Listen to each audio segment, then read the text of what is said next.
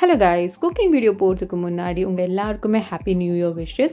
God bless you all. Stay happy. So வாங்க இப்போ cooking video போலாம். 2024 year ஓட first day ஒரு sweet recipe ஓட ஸ்டார்ட் பண்ணுவோம். So அப்படியே நம்ம இன்னைக்கு பார்க்க போற ரெசிபி வந்து bread halwa.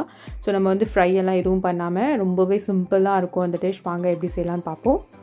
First step வந்து bread crumbs ready பண்ணனும். அதுக்கு வந்து நான் 8 பீஸ் bread வந்து இந்த மாதிரி சின்ன பீசஸா மிக்ஸி ஜார்ல போட்டுட்டு நான் வந்து bread crumbs ரெடி பண்ணிக்கிறேன். ரெடி பண்ணிட்டு ஒரு panல ஒரே ஒரு ஸ்பூன் நெய் போட்டுட்டு இந்த bread crumbs போட்டு நம்ம நல்லா ரோஸ்ட் பண்ணி எடுக்கணும் brown ஆகுற வரைக்கும்.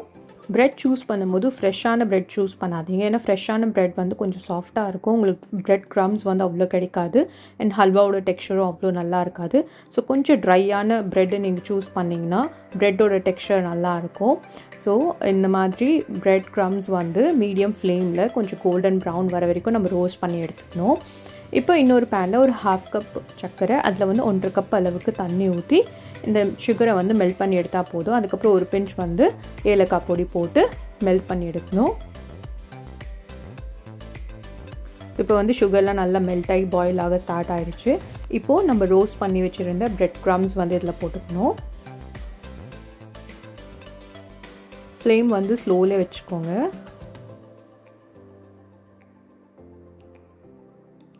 போட்டுட்டு நல்லா mix பண்ணனும். கொஞ்ச நேரத்துல இந்த bread எல்லாம் வந்து அந்த sugar syrup வந்து நல்லா soak பண்ணிக்கும். இப்போ எல்லா தண்ணியும் போயிடுச்சு. இதல வந்து இப்போ 1/2 கப் அளவுக்கு பால் ஊத்திக்கணும். பால் ஊத்தி நல்லா mix பண்ணனும். mix பண்ணிட்டு இப்போ மூடி போட்டுட்டு ஒரு மீடியம் ஃப்ளேம்ல 10 மினிட்ஸ்க்கு வேக வெச்சிடணும். இப்போ 10 மினிட்ஸ் ஆயிடுச்சு. இது நல்லா வெந்திருச்சு. சோ கடைசியா நம்ம வந்து இது மேல நட்ஸ் வந்து வறுத்து போடணும். நான் இங்க வந்து பாதாம் மட்டும் தான் வறுத்து போட்டுருக்கேன். சோ உங்ககிட்ட என்ன நட்ஸ் இருக்கோ அது யூஸ் பண்ணிக்கலாம்.